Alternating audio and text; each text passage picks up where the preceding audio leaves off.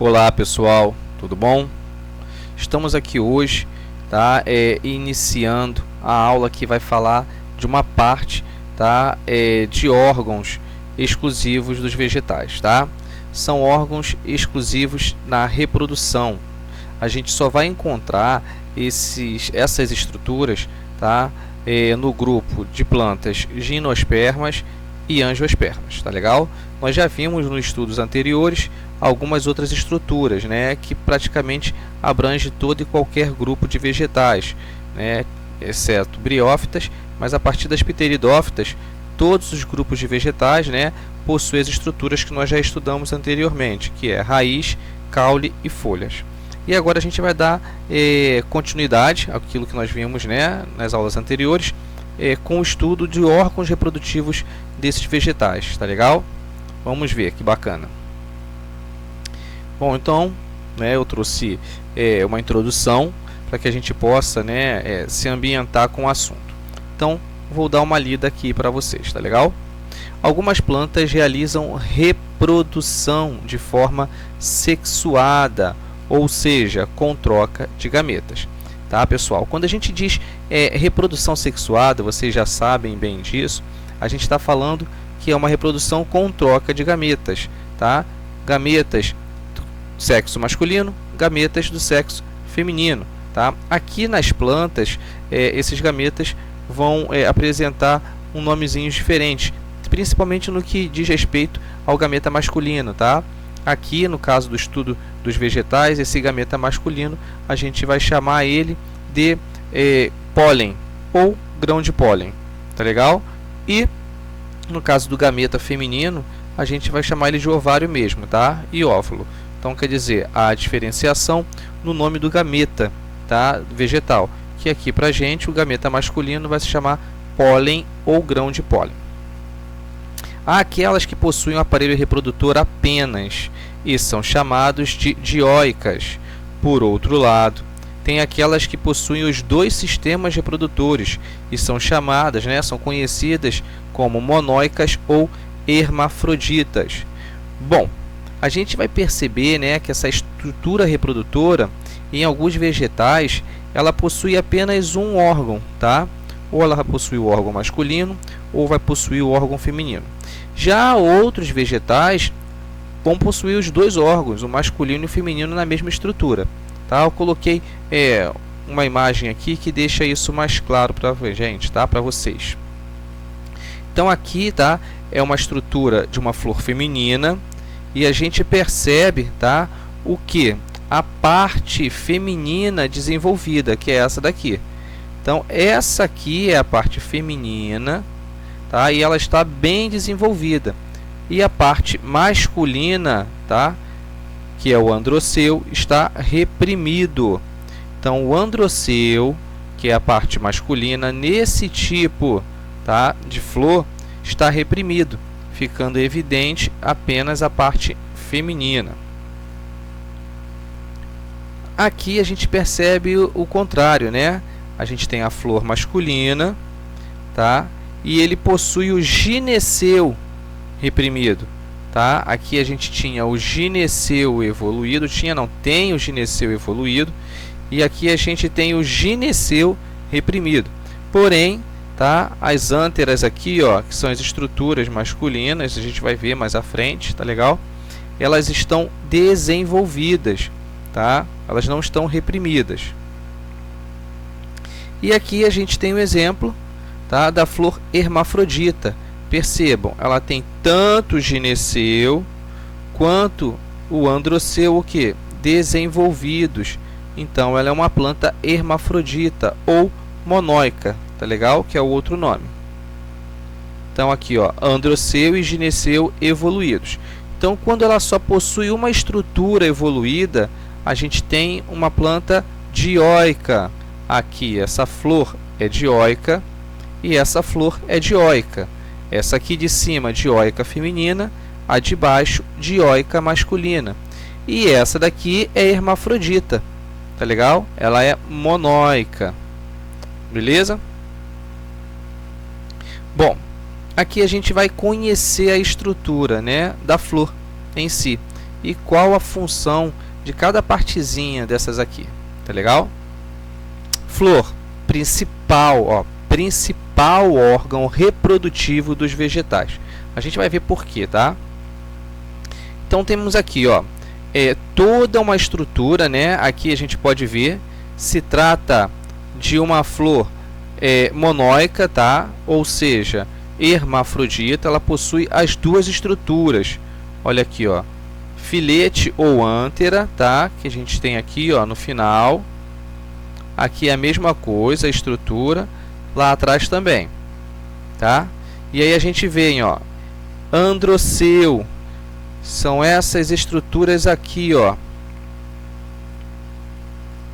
masculina, androceu, que é o filete e a ântera, tá? Então o filete e a ântera são a parte masculina da flor. Aí a gente vem, carpelo, que é o gineceu, que é a parte feminina da planta. É esse orifício aqui, chamado de estigma, e esse tubo que vai descer, tá, até essa parte aqui do vegetal. Então esse tubo aqui recebe o nome de estilete. É bem parecido, com a haste que segura, né, a parte da ântera, tá? Então esse tubo vai permitir com que os grãos de pólen que estão aqui na ântera, tá? Essa estrutura aqui, ântera, são estruturas que realizam um movimento, tá? Para baixo e para cima, facilitando com que, quando o agente polinizador se aproximar da flor, ele seja literalmente sujo, né? Sujo não, impregnado, tá? Com esses grãos de pólen, para que esses grãos de pólen possam cair no local correto, que é aqui, tá? Pelo orifício do estigma, descendo o estilete, chegando aqui no ovário. Então é assim que funciona, tá? O processo pode ser nessa mesma flor, como pode ser em outras flores. Então essa estrutura aqui, a ântera, ela está impregnada de grãos de pólen. E esses grãos de pólen precisa descer aqui o estilete, né, até atingir aqui, o ovário. Aqui no ovário, tá, vai se encontrar os óvulos. Pode ser 2, pode ser 3, 4, 10, 20, 1.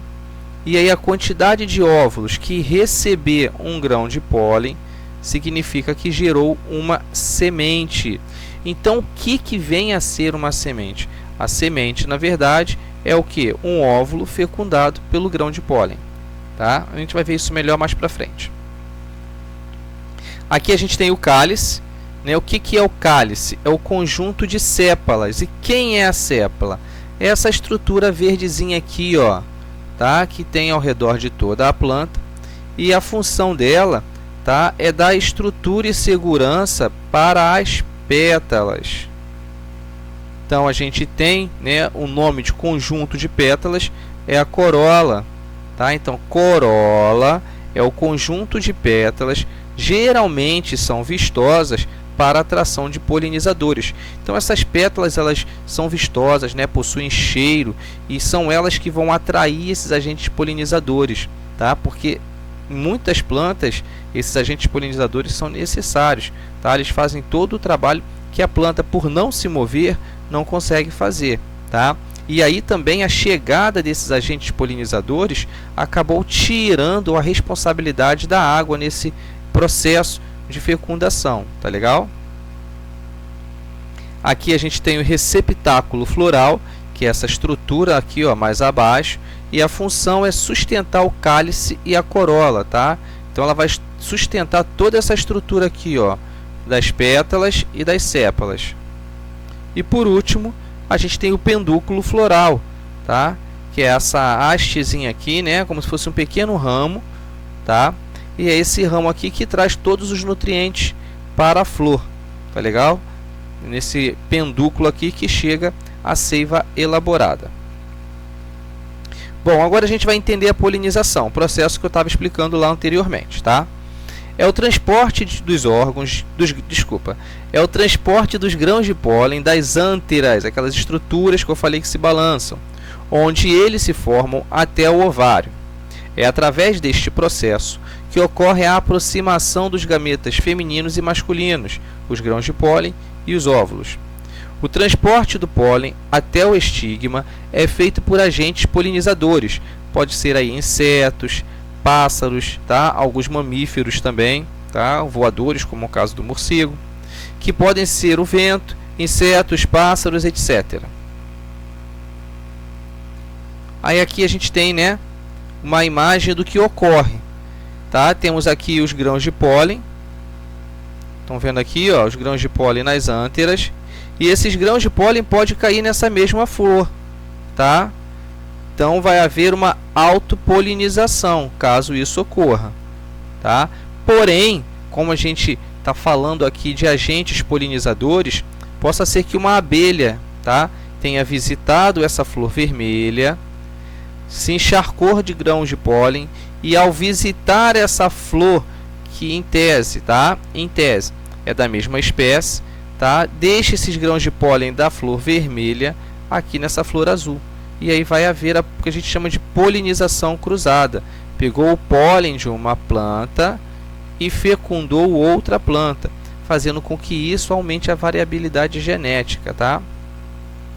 E aí eu trouxe uma imagem da abelhinha, tá? Essa não é a imagem que retrata bem ela toda sujinha de grãos de pólen, mas essas estruturas aqui, ó, esses pelos, tá, no corpo dela, ajudam muito nesse processo dela ficar toda impregnada de grãos de pólen.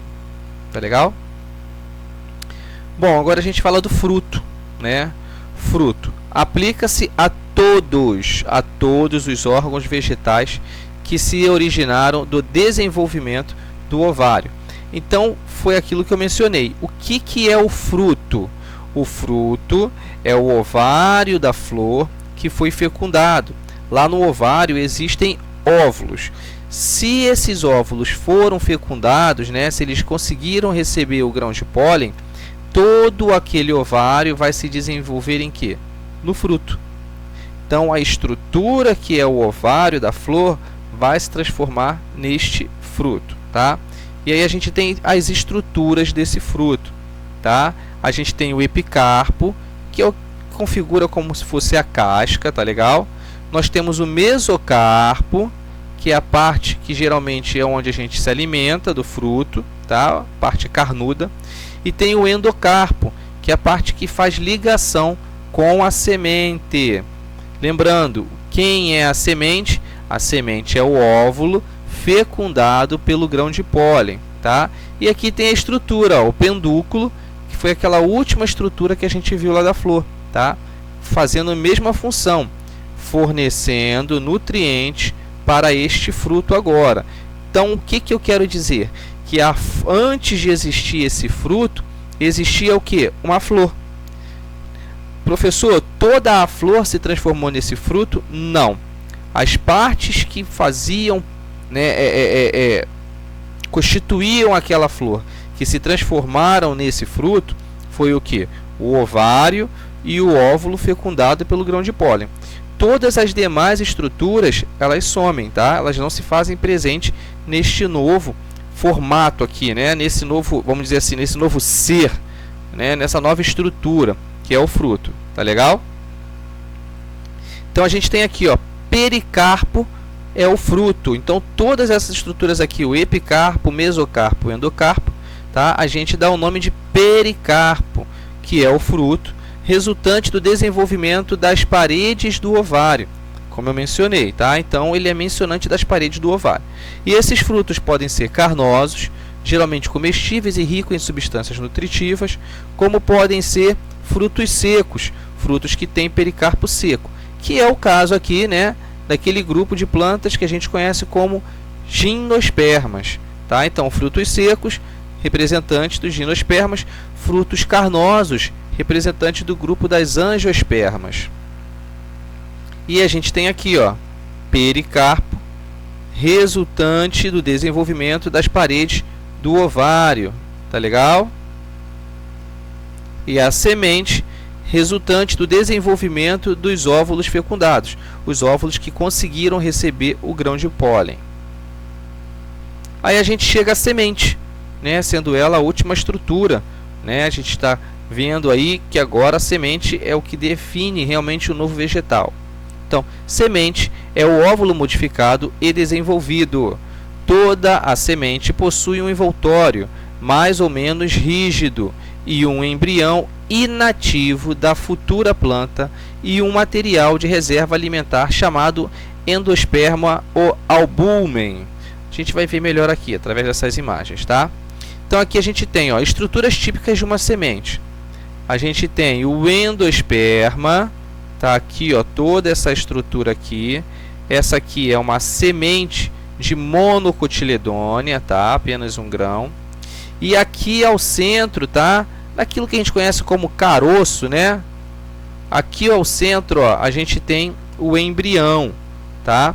E essa testa aqui seria a casca, tá? A casca mais ou menos rígida, tá legal? E aqui a gente tem um exemplo também de cotiledônea, né? Dos cotilédonos. As mesmas estruturas, ó, os cotilédonos aqui, sendo o endosperma, tá? Referente, né? Aqui é o endosperma, porque é um monocotiledônea, e aqui cotilédono, porque são dois cotilédonos, né? De cotiledônea, mas a função é a mesma, tá? E aí está separado aqui, ó, por cores. Qual é a função? Efetuador do crescimento, tá? Que é o embrião aqui e o embrião. A gente tem fonte de energia potencial. Nesse caso da monocotiledônea recebe o nome de endosperma, e aqui da cotiledônea, né, de cotiledônea, cotilédonos, tá? E em verde, interface, que é isso aqui, ó, interface, tá? Que é a casca mais externa. O que eu quero dizer aqui para vocês? Que quando a gente se alimenta do grão de feijão, quando a gente come um grão de milho, a gente na verdade está comendo o que seria a reserva do vegetal que vai vir a germinar. Tá? Então, professor, só quer dizer então que a gente está roubando a energia de um futuro vegetal que possa vir a se formar? Sim, tá? A gente está comendo, né? Quando a gente come um grão, a gente não come simplesmente um grão, a gente come uma reserva energética, tá? E como é que essa energia é distribuída nos grãos, tá? É claro que aqui a gente vai colocar de maneira globalizada. Um grão pode fornecer uma quantidade de nutrientes diferente de outros, mas de uma maneira globalizada é da forma como a gente vai ver aqui, tá? Então eu trouxe essa imagem aqui e ela demonstra isso, tá? Aqui a gente tem, né, um grão de monocotiledônea, que é um grão de milho. Então aqui no endosperma ele possui 88% de amido, que é energia, 1% de lipídio, que também se transforma em energia, e 7% de proteína, que é fundamental para a constituição celular. Já tá no embrião aqui, ó, no interior do embrião, o que a gente encontra? 9% de amido, a gente percebe bem menos amido, né, que no endosperma, até porque esse endosperma vai funcionar como nutrientes para esse embrião. 31% de lipídio, tá, que é gordura, que vai se transformar em energia também, e 19% de proteína para a constituição celular. Tá legal? Bom, pessoal, a matéria é essa. Não é difícil, como vocês puderem perceber. Eu quero que vocês resolvam os exercícios do capítulo referente, tá, a esse assunto que a gente acabou de ver essa videoaula. Resolvo os exercícios do livro, tá? E qualquer dúvida que vocês possam ter após assistir esse vídeo, entre em contato para estarmos sanando essas dúvidas, tá legal? Forte abraço, até a nossa próxima aula. Tchau, tchau.